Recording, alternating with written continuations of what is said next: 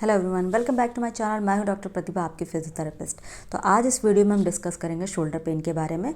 बहुत सारे लोग बहुत कंफ्यूज हो जाते हैं कि जब उनको शोल्डर पेन होता है वो कहते हैं उन्हें फ्रोजन शोल्डर हो गया है, जबकि ऐसा नहीं है। शोल्डर पेन होने के बहुत सारे रीज़न हो सकते हैं। हो सकता है टेंडिनाइटिस हो, बर्साइटिस हो, या रोटेटर कफ इंजरी हो, या कभी कभी रिफरल पेन भी होता है। मीन्स आपका हो सकता है हार्ट से रिलेटेड कोई इशू हो जिसका पेन शोल्डर में जाता है, या कभी कभी हो सकता है कि आपका जो नेक का पेन है वो भी आपको शोल्डर में जा रहा हो, आपको इसलिए शोल्डर पेन हो रहा हो।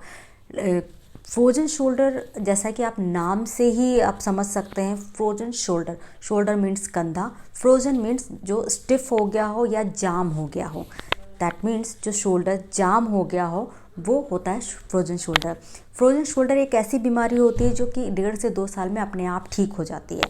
अब आप सोच रहे होंगे जब अपने आप ठीक हो जा रही है तो हम इतनी मेहनत क्यों करें। वो इसलिए क्योंकि जो हमारी बॉडी है, अगर उसमें लगातार जो पेन बना रहता है तो हमारी बॉडी उसके अगेंस्ट कुछ ऐसे हार्मोन्स प्रोड्यूस करती है जो कि इवेंचुअली आपको डिप्रेशन की तरफ लेके जाती है। तो इसलिए पेन को कम करने के और भी बहुत सारे तरीके होते हैं। तो प्लीज़ इन चीज़ों को अपनाइए और एक्सरसाइजेस करते रहिए।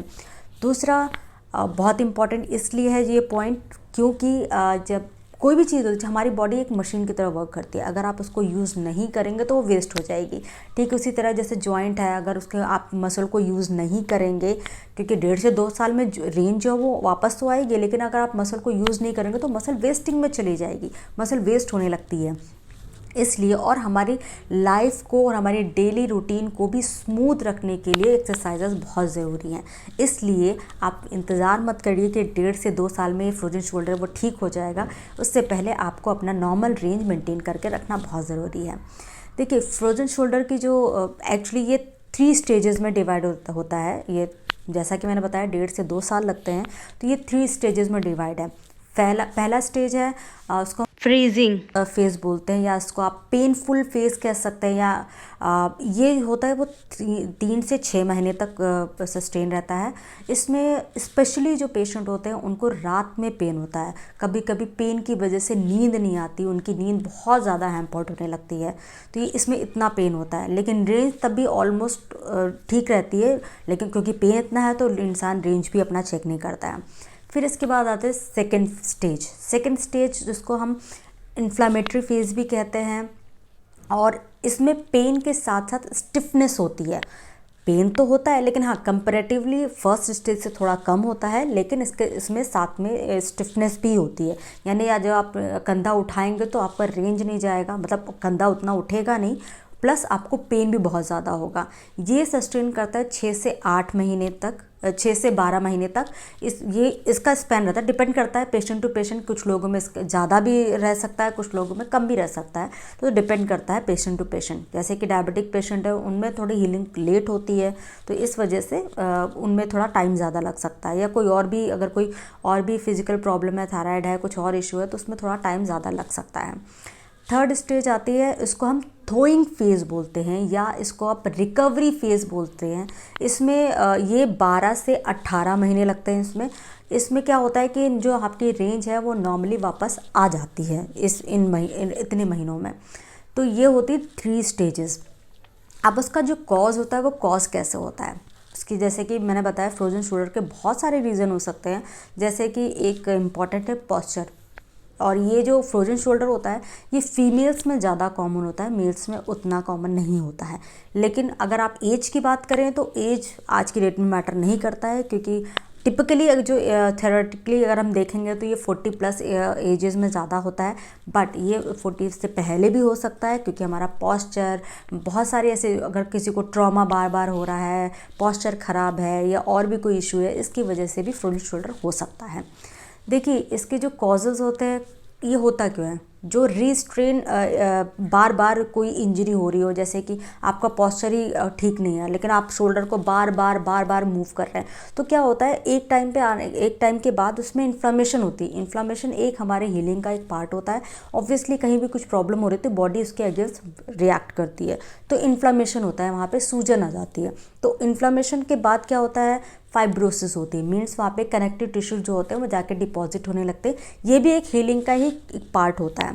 तो जैसा कि मैंने बताया, फ्रोजन शोल्डर में अगर आपको बार बार स्ट्रेन हो रहा है तो क्या होता है, यहाँ पे थोड़े से सूजन आएगी, इन्फ्लामेशन होगा, इन्फ्लामेशन के बाद फाइब्रोसिस होगी, फाइब्रोसिस में कनेक्टिव टिश्यूज़ जो होंगे वो और डिपॉजिट होने लगेंगे, डिपॉजिशन की वजह से जो कैप्सूल होंगे वो और भी ज़्यादा थिकन होने लगेंगे, थिकन होने लगेंगे तो डेफिनेटली फिर वो स्ट्रेन क्रिएट करेंगे।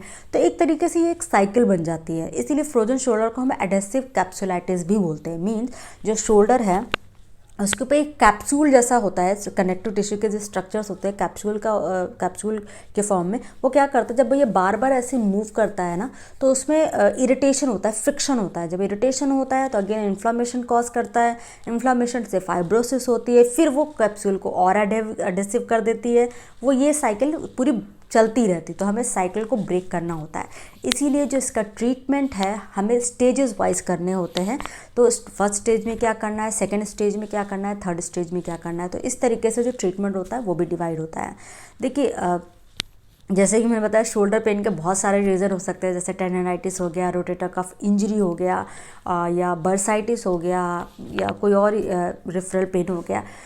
ये भी इवेंचुअली फ्रोजन शोल्डर कॉज करता है। वो तब कि ये टेंडनाइटिस आपको कुछ टाइम तक आपको मूव नहीं करना, या ट्रॉमा हो गया, आपको चोट लगी है या डिसलोकेशन हो तो आप कुछ टाइम तक आप इसको मूव नहीं करेंगे तो स्टिफनेस बन जाती है। फिर जब स्टिफनेस बन जाती है तो फिर जब आप नॉर्मल उसको रेंज को एक्सरसाइज करना शुरू करते हैं तो फिर वो फ्रिक्शन क्रिएट करती है, इन्फ्लामेशन होता है, फिर वही साइकिल चलने लगती है।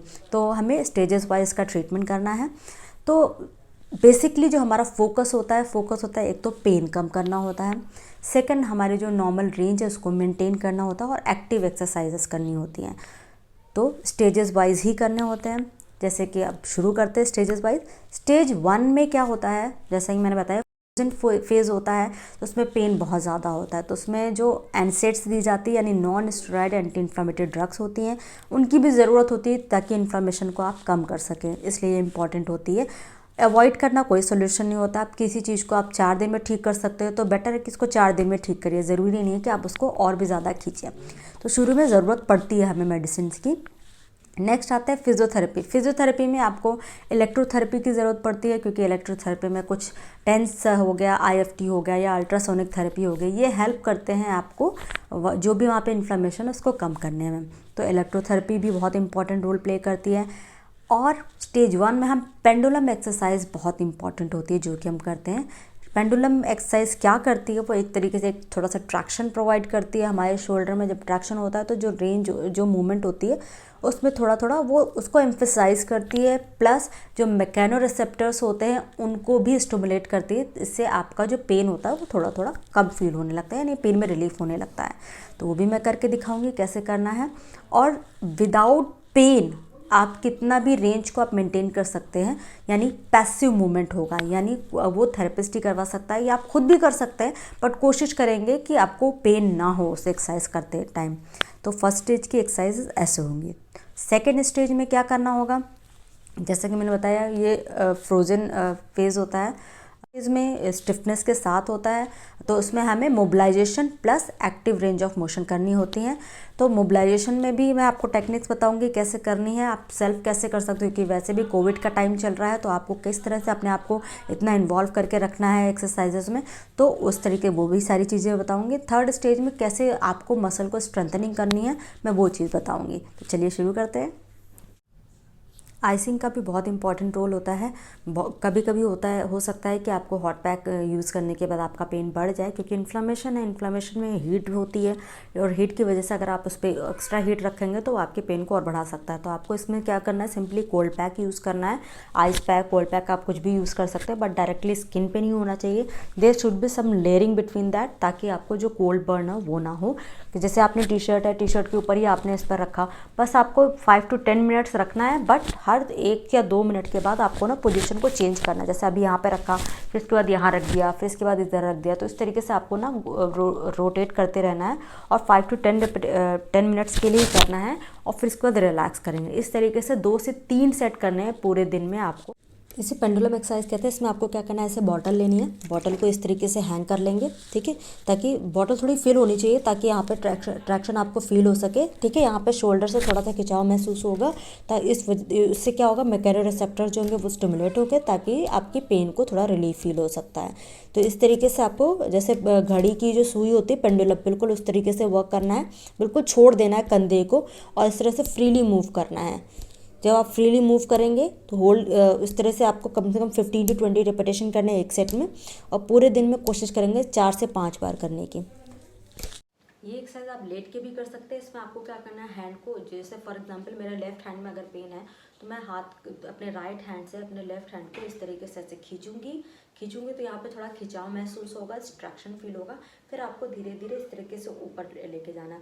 कोशिश करेंगे ये लेट के करेंगे, बेड पे करेंगे, ग्रेविटी के अगेंस्ट उतना प्रेशर नहीं पड़ेगा, तो इस तरीके से करेंगे, होल्ड करेंगे। जहाँ तक भी आप जा सकते हैं ट्रैक्शन के साथ, ये ध्यान रखना है। अगर आप ट्रैक्शन यानी आप खिंचाव नहीं करेंगे तो आपका यहाँ पे पेन बढ़ सकता है।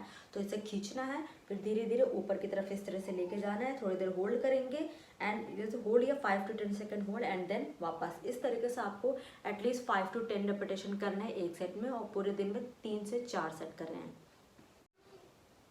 जैसा कि मैंने बताया इसमें कैप्सूल टाइट हो जाता है, तो पोस्टीरियर कैप्सूल का स्ट्रेच भी बहुत इंपॉर्टेंट होता है। तो इसमें आपको क्या करना है, जैसे मैंने बताया कि फॉर एग्जांपल मेरे लेफ्ट में पेन है, लेफ्ट शोल्डर में पेन है, तो आपको एक हाथ से दूसरे कंधे को इस तरह टच करना है और हाथ को यहाँ पे रखेंगे, जो आपका परफेक्ट हैंड है उसको एल्बो पे रखना है और फिर इसको इस तरह से खींचना है, यानी दूसरे साइड में खींचना है। जब आप खींचोगे तो यहाँ पे खिंचाव महसूस होगा। Hold it for 5 second and then slowly relax. तो इस तरीके से आपको 5 to 10 रेपिटेशन करना है एक सेट में, और पूरे दिन में 2 से 3 सेट। आपको क्या करना है, अपने दोनों हाथों को पीछे अपने बैक साइड से होल्ड करने की कोशिश करनी है, लाइक दिस। अब जैसे अगर कुछ लोग होते हैं जैसे नहीं होल्ड कर पाते, उनको बहुत ज़्यादा पेन है, तो वे एक ऐसे टॉवल भी ले सकते हैं इस तरीके से दोनों हाथ से, फिर इसके बाद ऊपर की तरफ इस तरीके से मूव करने की कोशिश करेंगे। और जैसे जैसे वो कंफर्टेबल होने लगे, अगर वो हाथ पकड़ के ऐसे कंफर्टेबल हो सकते हैं, तो धीरे धीरे इस तरीके से मूव करना है। बस लोग गलती क्या करते हैं, जब ये मूव करते हैं तो लोग आगे की तरफ झुकते हैं। ये गलती नहीं करनी है। अगर आप आगे की तरफ झुक रहे हैं तो आपको रेंज का इतना आइडिया नहीं लगेगा कि आप कितना ज़्यादा इंप्रूव कर रहे हैं। तो सिंपली जितना आप स्ट्रेट, यानी अगर हो सके तो वॉल के अगेंस्ट खड़े होकर के करिएगा, ताकि आपको पता चले कि आप आगे की तरफ नहीं झुक रहे हो। तो वॉल के अगेंस्ट इस तरह से खड़े होंगे एंड देन स्लोली अप, क्योंकि आप आगे जब आप झुकोगे तो आगे वॉल है, ठीक है। तो इस तरीके से इस तरह वॉल के अगेंस्ट खड़े होकर आपको करना है। जैसे अगर यहाँ तक आप जा रहे हो, आपको पेन हो रहा है, तो यहीं पे होल्ड करेंगे 5 to 10 second and then relax. तो इस तरीके से आपको 5 to 10 रेपिटेशन करने हैं एक सेट में, और पूरे दिन में कोशिश करेंगे 4 से 5 सेट करने की। इसमें क्या करना है, आपको सिंपल छोटा सा टॉवल रोल लेना है, वॉल पे इस तरह से रख लेंगे, ठीक है। उसके परपेंडिकुलर आपका हाथ होना चाहिए। तो अब क्या करना है, एक पैर को वॉल की तरफ लेके जाएंगे और धीरे धीरे हाथ को इस तरह से ऊपर की तरफ स्लाइड करेंगे। उतना ही लेके जाएंगे जितना आप कंफर्टेबल हो। जहाँ पे भी आपको पेन होना शुरू हो जाता है वहीं पे आपको होल्ड कर लेंगे, एटलीस्ट 5 to 10 सेकेंड होल्ड करेंगे एंड धीरे धीरे वापस आएंगे। उतना ही मूव करेंगे जितना आप कंफर्टेबल हो। मेक श्योर कि आपको पेन ना हो, और किसी भी एक्सरसाइज से पेन बढ़ना नहीं चाहिए।